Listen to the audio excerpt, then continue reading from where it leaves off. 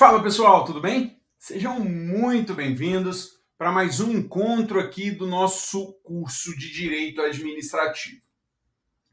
Pessoal, nesse nosso encontro nós vamos dar continuidade à temática de licitações e contratos.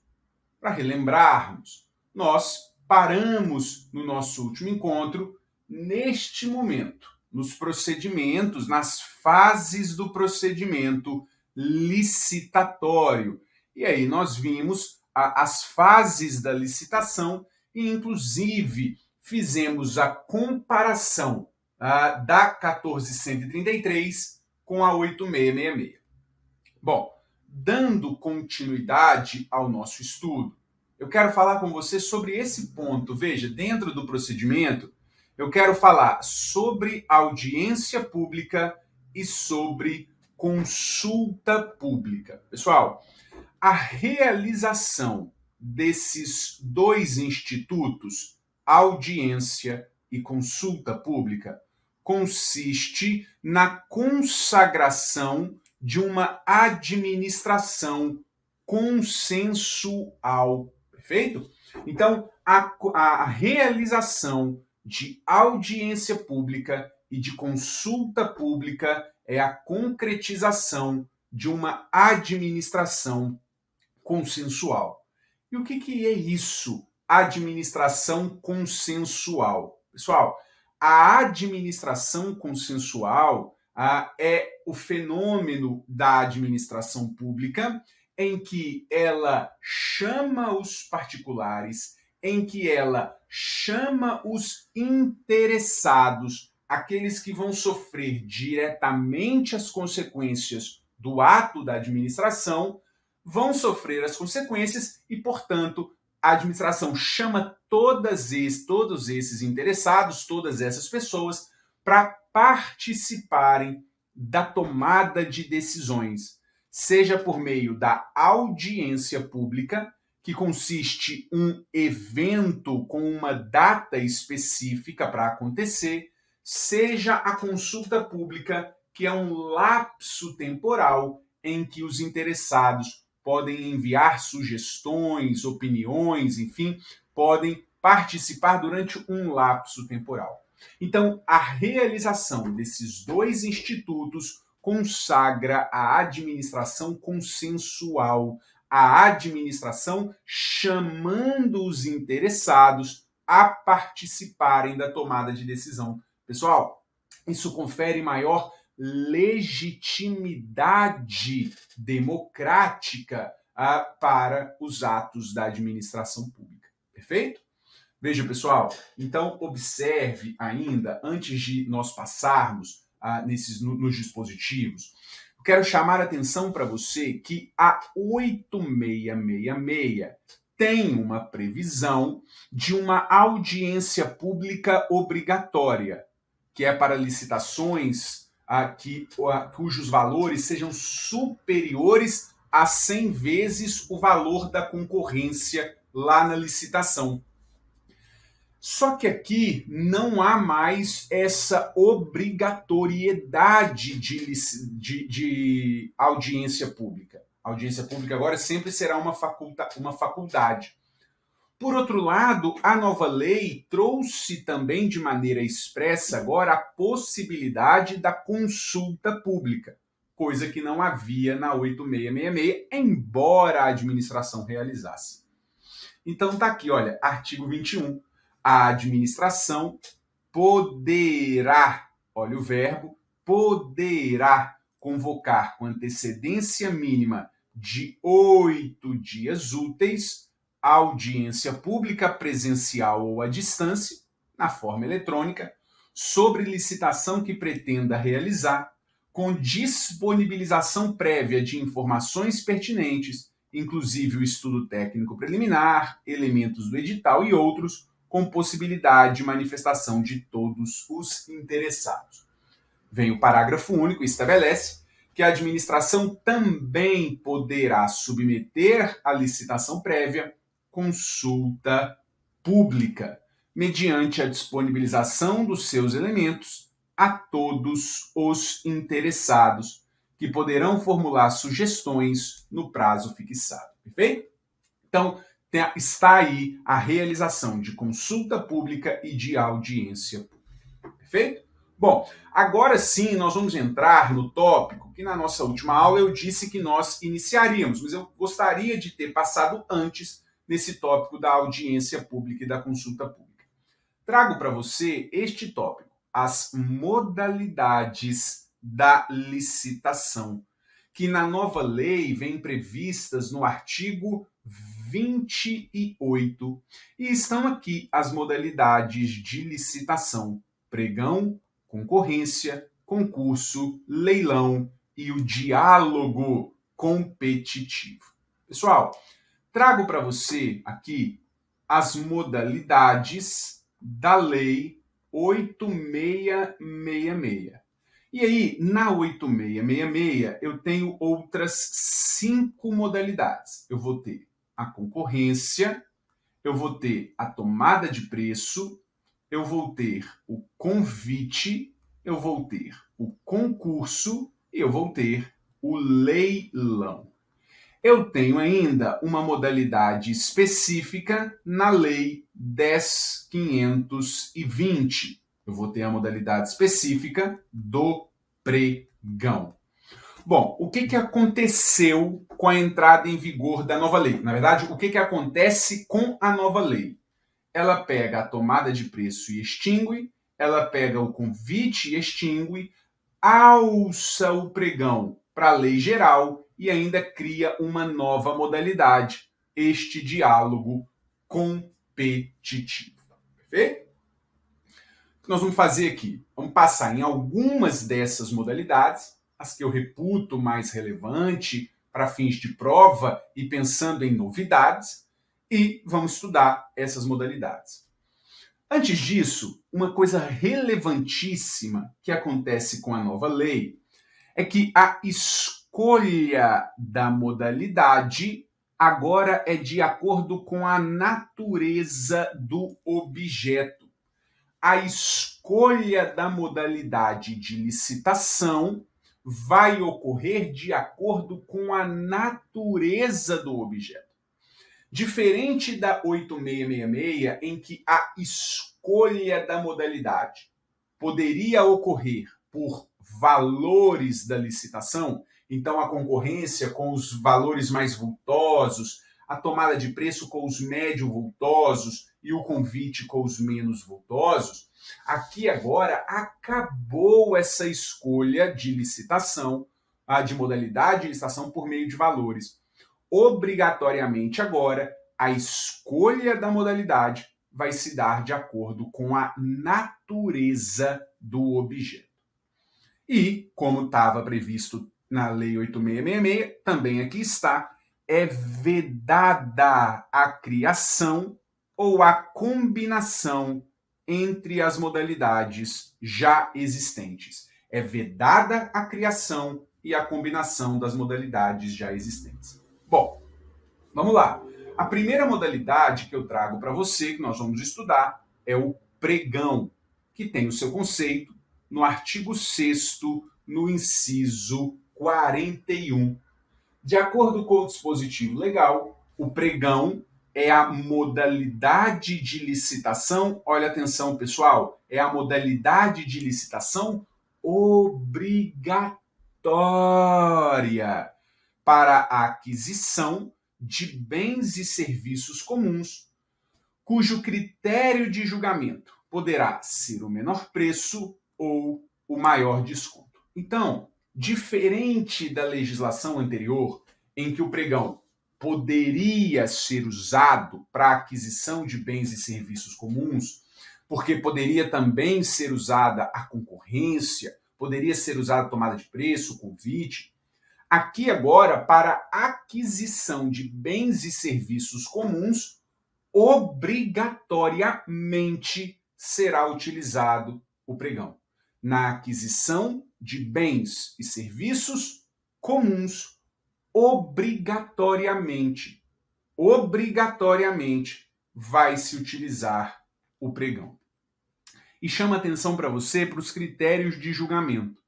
Nós podemos ter o menor preço ou o maior desconto. E talvez você possa entender que isto é uma novidade, porque você sempre estudou a Lei 10.520 e na 10.520 o critério de julgamento era o menor preço. E agora eu estou falando em maior desconto também. Não é uma novidade isso, porque já havia essa previsão do maior desconto no âmbito dos decretos que regulamentavam o pregão. Digo para você o seguinte: o maior desconto acaba o maior desconto decorre do menor preço. Porque, pessoal, veja, o maior desconto é o critério de julgamento em que será vencedor o licitante que der um maior desconto percentual com base num preço estimado, fixado pela administração.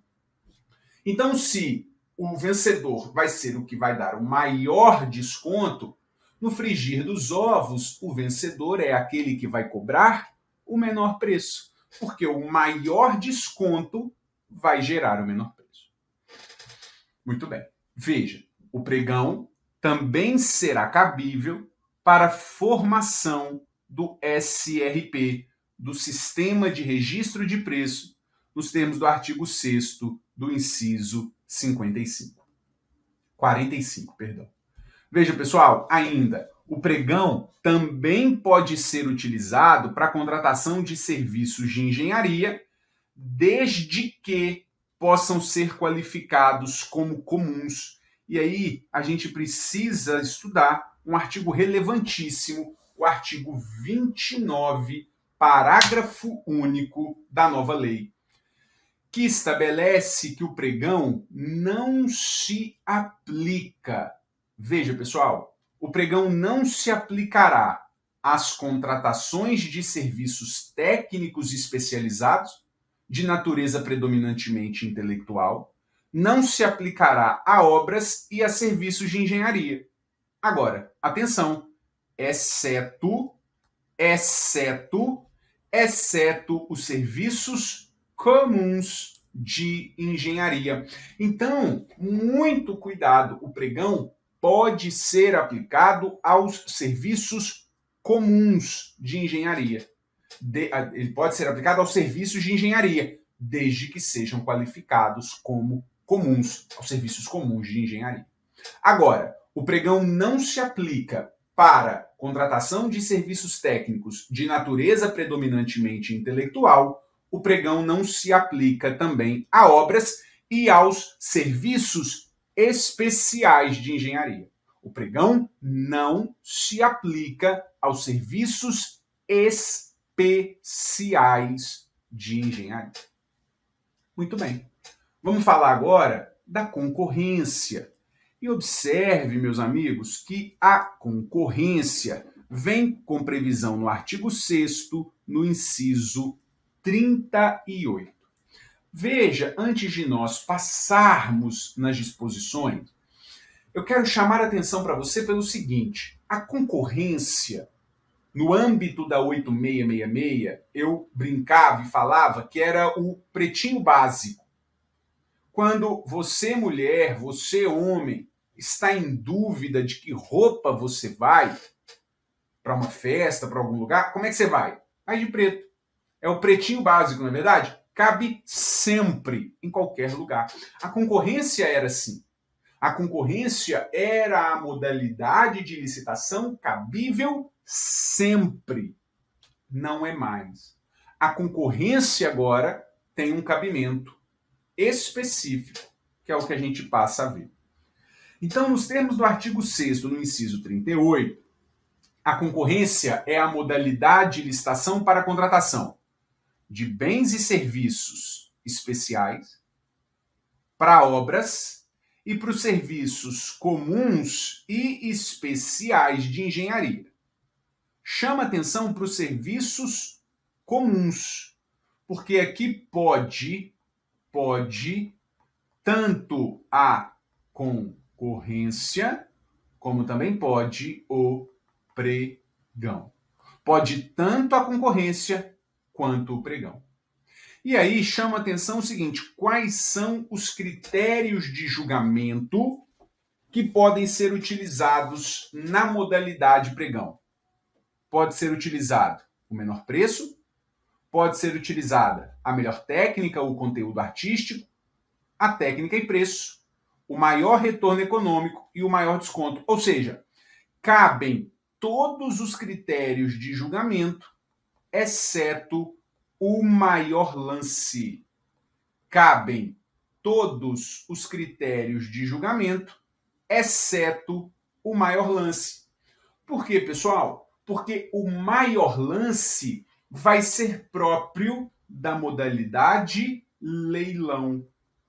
Vai ser próprio da modalidade leilão para alienação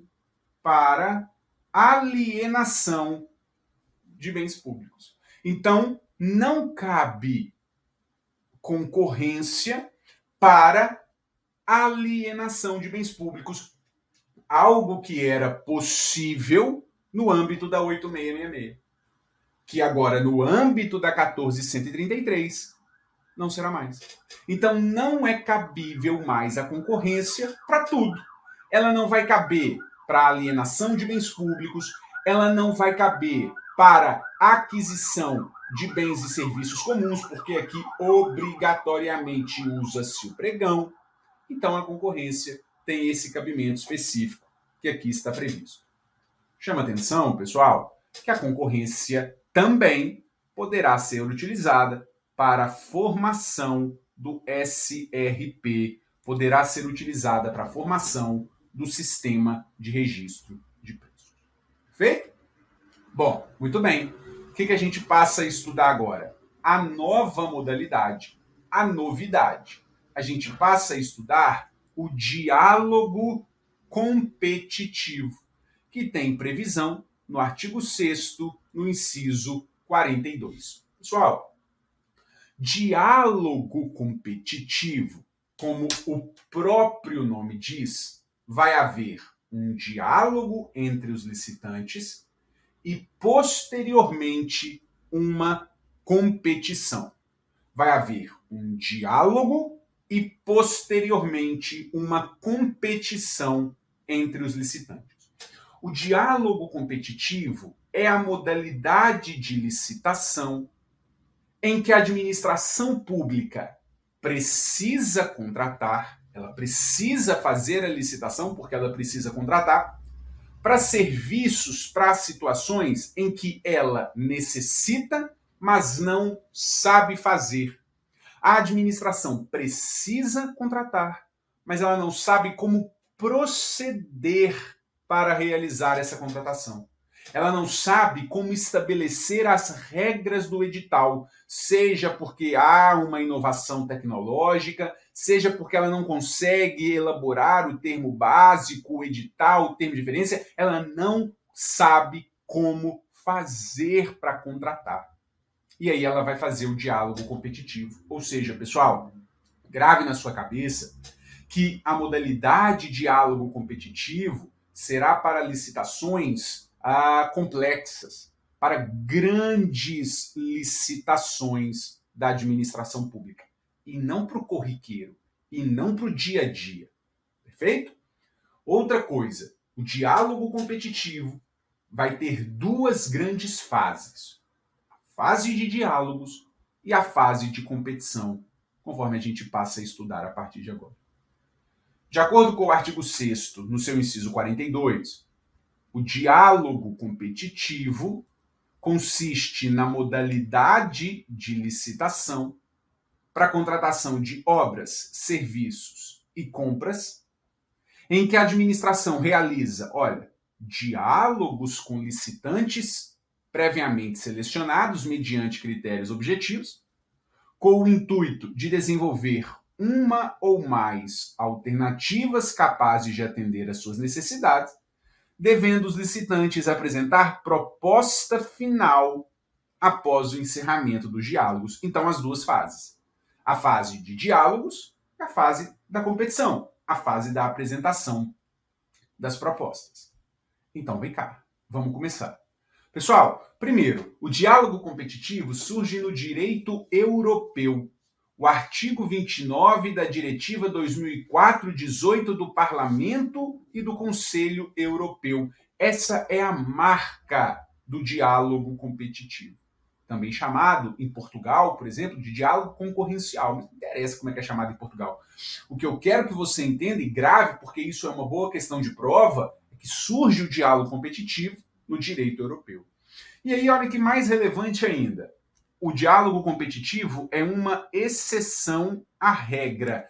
Que exceção, mas antes de tudo, que regra, né? Pessoal, a licitação é conduzida nos termos da 14.133 por um chamado agente de contratação. O que eu quero chamar a atenção para você? A licitação não é mais conduzida por uma comissão de licitação. A figura da comissão de licitação não existe mais. Nós temos agora a figura do agente de contratação e nós temos agora a figura da comissão de contratação. E a regra é a condução da licitação por esse agente de contratação, que vai ser uma pessoa física, titular de cargo efetivo ou de emprego público dos quadros permanentes da administração. Então, para ser agente de contratação, necessariamente tem que ser ou titular de cargo efetivo ou empregado público dos quadros permanentes da administração. Não se admite mais titular de cargo em comissão para conduzir a licitação. A regra é o agente de contratação. Quando houver bens e serviços especiais, eu posso, veja o verbo, eu posso substituir pela comissão de contratação. Agora, no diálogo competitivo, obrigatoriamente eu terei uma comissão de contratação. Por isso, a exceção à regra. O diálogo competitivo será conduzido por comissão de contratação composta por pelo menos 3 servidores efetivos ou empregados públicos pertencentes aos quadros permanentes da administração, sendo admitida a contratação de consultoria. Veja, pessoal, a contratação de profissionais para o assessoramento técnico da comissão.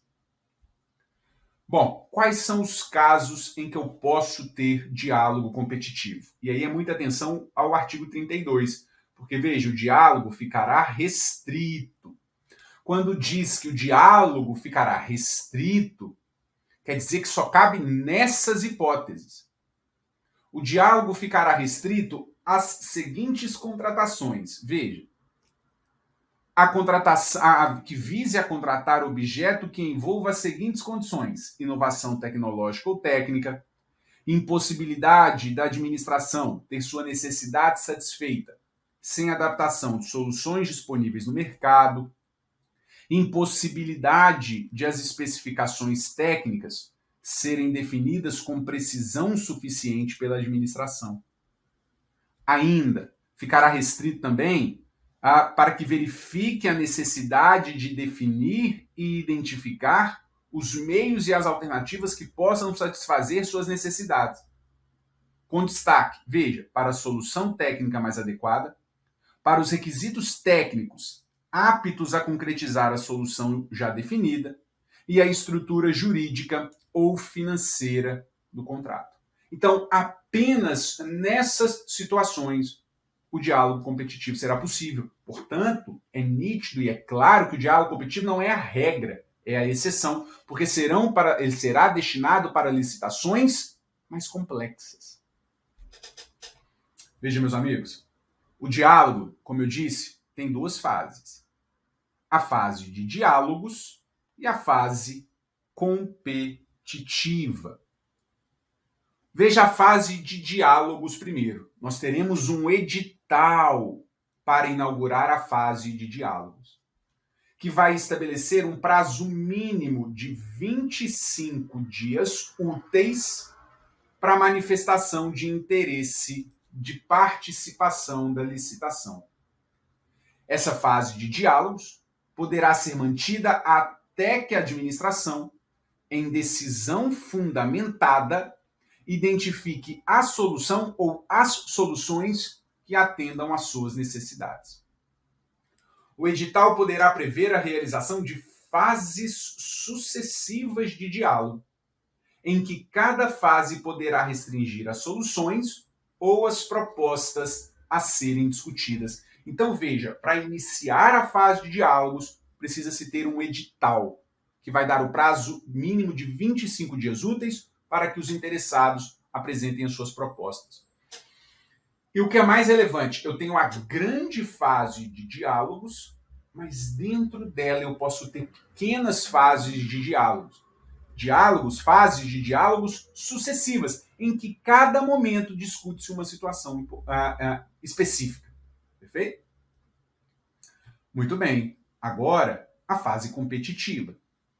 Ao declarar que o diálogo foi concluído, a administração vai juntar aos autos do processo licitatório os registros e as gravações da fase de diálogos. E vai iniciar essa fase competitiva, presta atenção, com a divulgação de um novo edital. Só que o edital agora vai conter a especificação da solução que atenda às necessidades da administração e os critérios objetivos a serem utilizados para a seleção da proposta mais vantajosa. Este edital, publicando a fase de diálogos, dará prazo não inferior a 60 dias úteis para todos os licitantes pré-selecionados apresentarem as suas propostas. E, por fim, veja, o diálogo competitivo poderá ser modalidade de licitação a ser usada na contratação das concessionárias de serviço público, pessoal. Muito cuidado com isso, porque lá na temática de concessões sempre se falou que a licitação sempre ocorreria na modalidade concorrência. Agora, pode ser na modalidade concorrência ou na modalidade diálogo competitivo. Muito bem, pessoal, vamos lá, vamos dar continuidade ao nosso estudo. E agora a gente vai entrar nos critérios de julgamento da licitação. Na verdade, nós não vamos aqui aprofundar em todos esses critérios de julgamento. O que nós vamos fazer? Vamos passar em um critério de julgamento específico. Veja, esses são os critérios de julgamento previstos na nova lei, lá no artigo 33. O menor desconto, o menor preço, o maior desconto, a melhor técnica ou conteúdo artístico, a técnica e preço, o maior lance, que, como a gente viu, é específico do leilão, e ainda o maior retorno econômico. Eu quero aqui com você estudar especificamente esse critério, o maior retorno econômico. Pessoal, o critério do maior retorno econômico tem previsão no artigo 39 da nova lei e vai estabelecer que o julgamento por maior retorno econômico utilizado exclusivamente para celebração de contrato de eficiência considerará a maior economia para a administração e a remuneração deverá ser fixada em percentual que incidirá de forma proporcional à economia efetivamente obtida na execução do contrato. Então, observe, pessoal, que o critério maior retorno econômico é exclusivo do contrato de eficiência e vai buscar a maior economia para a administração. Esse contrato de eficiência consiste no contrato cujo objeto é a prestação de serviço, que pode incluir realização de obra, fornecimento de bens, mas com o objetivo de proporcionar economia à administração. Por isso, o critério do maior retorno econômico, que vai considerar a maior economia para a administração. Mas o que é relevante nesse critério? Aqui, olha. Os licitantes vão apresentar duas propostas.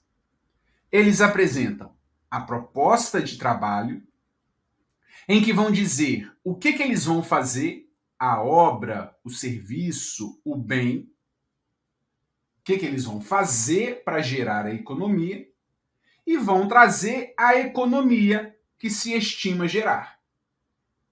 E vão trazer também uma proposta de preço, que vai ser o que eles vão cobrar da administração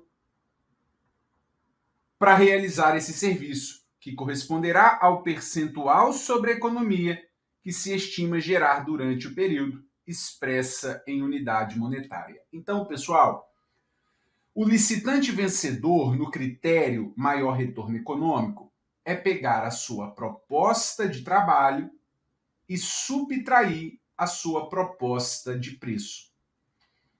Se na proposta de trabalho o licitante diz que vai gerar uma economia de 50 milhões para a administração, ele vai falar que ele vai cobrar por isso, por gerar uma economia de 50 milhões, ele vai cobrar o valor de 8 milhões de reais. Portanto, ele vai gerar uma economia para a administração de 42 milhões. Porque ele fala que vai gerar efetiva economia de 50, mas como ele vai cobrar 8, a economia é de 42. Esse é o licitante 1. O licitante 2 diz, eu vou gerar uma economia de 48 milhões, mas vou cobrar da administração 3 milhões.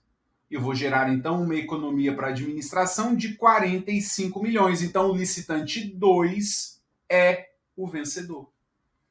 Porque não será o vencedor aquele que falar que é a maior economia, e sim aquele que gerar a maior economia com o desconto da proposta de preço, daquilo que ele vai cobrar a administração para isso. Veja, pessoal. Olha aqui, para efeito de julgamento da proposta, o retorno econômico será o resultado da economia que se estima gerar com a execução da proposta de trabalho deduzida a proposta de preço. Perfeito? Que é exatamente isso aqui que a gente viu. Vamos lá. O edital de licitação deverá prever parâmetros objetivos de mensuração da economia gerada com a execução do contrato, que servirá de base de cálculo para a remuneração devida ao contratado. Atente-se que, nos casos em que não for gerada a economia prevista no contrato de eficiência, a diferença entre a economia contratada e a efetivamente obtida será descontada da remuneração do contratado. E se a diferença entre a economia contratada e a efetivamente obtida for superior ao limite máximo estabelecido no edital, o sujeito ainda vai sofrer outras sanções cabíveis. Para fecharmos, pessoal, a temática de licitações e passarmos para a temática de contratos, trago para você uma situação que nós já discutimos, embora rapidamente, mas agora a gente vai materializar isso no seu caderno, que é a figura do agente de contratação e da comissão de contratação. Pessoal, atente-se que hoje, como regra, a licitação será conduzida por um agente de contratação. que vai ser um servidor efetivo ou empregado público dos quadros permanentes da administração, para tomar decisões, acompanhar o trâmite da licitação, dar impulso ao procedimento licitatório e executar quaisquer outras atividades necessárias ao bom andamento do certame até a homologação. Este agente de contratação será auxiliado por uma equipe de apoio. E este agente de contratação responderá individualmente pelos atos que praticar, salvo quando induzido a erro pela atuação da equipe. Então, a regra é que a licitação seja conduzida por este agente de contratação, que necessariamente é um servidor efetivo ou empregado público dos quadros permanentes.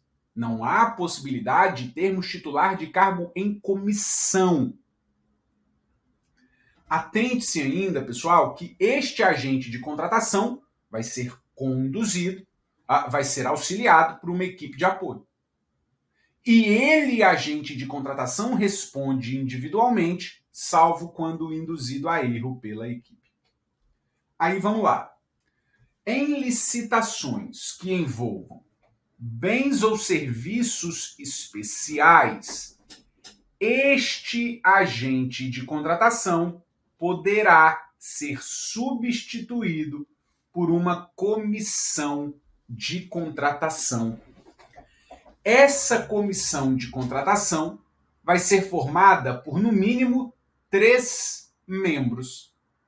E atenção, os membros terão responsabilidade solidária, salvo responsabilidade solidária, salvo posição individual,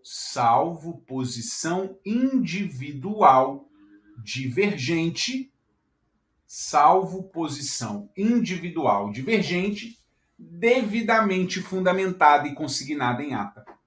Então, chamo a atenção para você que a comissão de contratação ela poderá ser adotada nas questões de bens e serviços especiais. Poderá.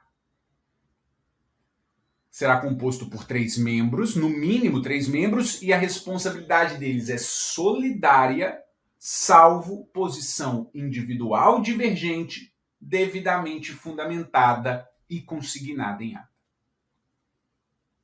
Observe, pessoal, que em licitação que envolva bens ou serviços especiais, cujo objeto não seja rotineiramente contratado pela administração, poderá também ser contratado serviço de empresa ou profissionais especializados, a consultoria, para assessorar os agentes responsáveis pela condução da licitação.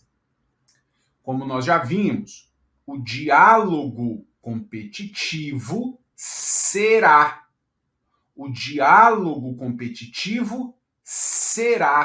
conduzido por uma comissão de contratação composta por pelo menos 3 servidores efetivos ou empregados dos quadros permanentes, admitida a contratação de profissionais para o assessoramento técnico. No pregão, nós teremos a figura do pregoeiro. Perfeito? Então, meus amigos, esses são os pontos mais relevantes que eu reputo para fins da temática licitação. Agora, trago para você a parte sobre os contratos administrativos. Vamos conversar um pouquinho sobre os contratos. E aí, trago para você um primeiro ponto sobre contratos que está relacionada à convocação do licitante vencedor. Então, primeiro ponto, a convocação do licitante vencedor.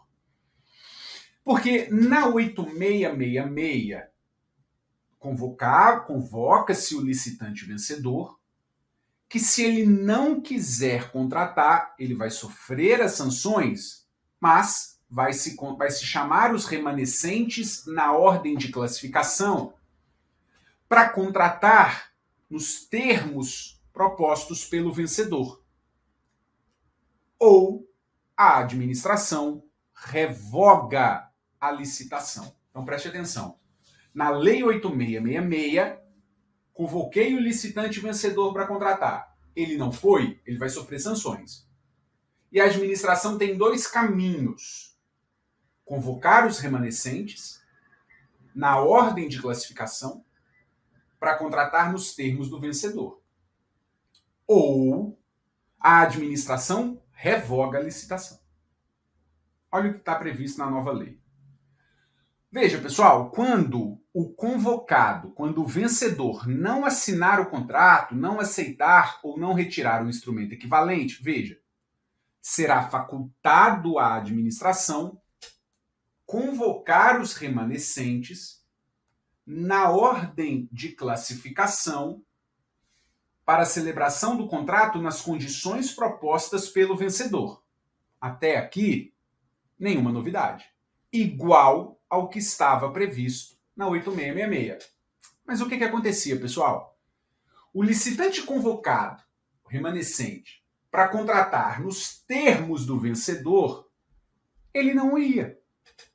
Porque se ele pudesse contratar nos termos que o vencedor ofereceu, talvez ele tivesse dado a proposta do vencedor. Então a nova lei, percebendo essa realidade, viu o seguinte: na hipótese de nenhum dos licitantes aceitar a contratação, a administração, observados o valor estimado e a sua atualização, poderá. O que a administração poderá fazer? Primeiro, poderá convocar os remanescentes para negociação. Poderá convocar os remanescentes para negociação na ordem de classificação, com vistas à obtenção de preço melhor, mesmo que acima do preço do adjudicatário. Então, olha para você ver. Chamei o vencedor, ele não foi, eu vou chamar os remanescentes na ordem de classificação para contratar no preço do vencedor. Mas se ninguém for, vamos tentar manter essa licitação, vamos tentar contratar. E aí eu convoco os remanescentes na ordem de classificação para que eles apresentem uma melhor proposta. Vou abrir com eles ali uma negociação para obter uma melhor proposta do que eles ofereceram, ainda que seja acima do preço oferecido pelo licitante que tenha sido vencedor no primeiro momento. Agora, e se essa negociação for frustrada? Quando frustrada a negociação, aí a administração poderá adjudicar e celebrar o contrato nas condições ofertadas pelos remanescentes, atendida a ordem classificatória. Então veja, convoquei os remanescentes na ordem de classificação para contratar nos termos do vencedor. Ninguém foi. O que eu posso fazer? Abrir a negociação. Vamos negociar uma melhor proposta do que eles ofereceram, ainda que fique em valor superior ao do primeiro vencedor.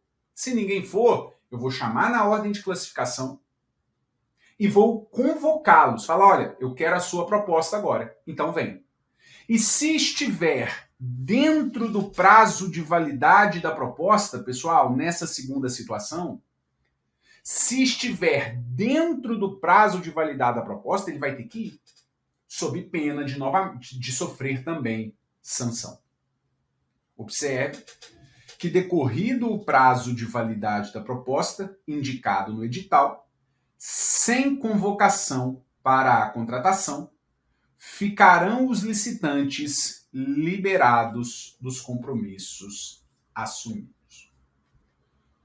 Outro ponto que eu quero iniciar aqui com você está relacionado ao prazo dos contratos, à duração dos contratos.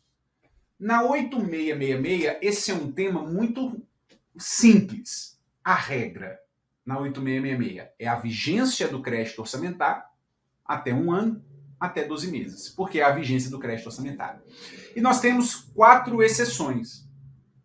Aqui nós temos muito mais exceções e a gente começa a estudar esse ponto. Então, olha lá, a regra na nova lei continua a duração dos contratos por até 12 meses, que corresponde à vigência do crédito orçamentário. Agora, veja, exceções. Nos casos em que as contratações superem a 1 ano, deverão ser observadas no momento da contratação e a cada exercício financeiro a disponibilidade de créditos orçamentários, bem como a previsão no plano plurianual. E aí, veja, vamos lá, primeira exceção. O contrato com prazo de até 5 anos. Eu posso ter 2 contratos com prazos de até 5 anos. Os contratos de serviços e fornecimentos contínuos e os contratos de aluguel de equipamentos e utilização de programas de informática. E aí aqui, pessoal, tem algumas diretrizes. Veja, a autoridade deverá atestar a maior vantagem econômica, deverá atestar a existência de créditos orçamentários e a administração, isso que é um ponto relevante, terá a opção de extinguir o contrato sem ônus quando não dispuser de créditos orçamentários para sua continuidade ou quando entender que o contrato não mais lhe oferece vantagem. Agora, veja, essa extinção ocorrerá apenas na próxima data de aniversário do contrato, então quando o contrato completar o ciclo, né? E não poderá ocorrer em prazo inferior a 2 meses contados da referida data. Agora, presta atenção no artigo 107. O artigo 107 vai dizer que nesses contratos de serviços e fornecimentos contínuos, eles poderão ser prorrogados sucessivamente, respeitada a vigência máxima decenal, desde que previsto em edital e que a autoridade competente ateste que as condições e os preços permanecem vantajosos. Então veja, pessoal, olha para você ver. Os contratos de serviços contínuos e de aluguel de equipamentos e utilização de programas de informática, eles podem durar até 5 anos. Especificamente nos contratos de serviços contínuos, eles podem ser prorrogados até a vigência máxima de 10 anos. E vai ser, por fim, permitida a negociação com o contratado para obter um preço melhor ou a extinção do contrato sem ônus para qualquer das partes. Segundo prazo de contrato. Os contratos que podem vigorar por até 10 anos. E aqui, meus amigos, eu não quero que você fique preocupado em memorizar os textos da lei, porque veja, são textos grandes, olha, são 6 casos, são textos grandes. O que eu gostaria que você percebesse nesses contratos com prazo de até 10 anos? Esses contratos envolvem questões de defesa nacional, eles envolvem questões de defesa nacional, eles envolvem questões de segurança pública da sociedade, eles envolvem questões atreladas à saúde, ao SUS, eles envolvem questões relacionadas à tecnologia. A tecnologia. Então, olha para você ver. B1. Contratos cujo objeto seja bens ou serviços produzidos ou prestados que envolvam, olha, alta complexidade tecnológica e defesa nacional. Os contratos dos materiais de uso das Forças Armadas. Contratos destinados à contratação ao cumprimento da lei que dispõe sobre inovação e pesquisa científica e tecnológica. Contratos que possam acarretar comprometimento da segurança nacional.